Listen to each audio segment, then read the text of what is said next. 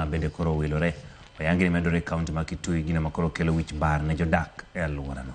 Mayengi Laktar Priscilla Makau manjalo nyeweche mag tuoche ma wilo wich kod obwongo ka thieth ma Kitui referral ikine mano timo limbe mar rango chal mar par mar oganda ma gin gode gwengego. Wacho ni kwan oganda masani gi wigi wilore omedore gwengego kendo nitie dwaro mar manyo gino makelo medruok ma tuoche makamagi kalure ni gino makelo medruok mare pok oyangi malong'o.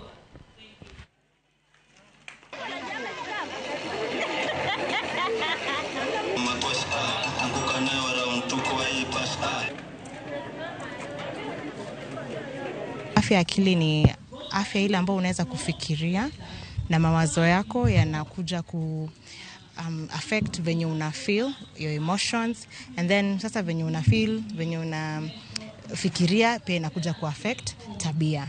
So when all that is okay, it's good, then we say you have good mental health. Lakini kama uko na shida ya afya akili inamaanisha mafikira yako yanasumbuliwa, kwa hivyo utakuwa your emotions are different, una feel vibaya.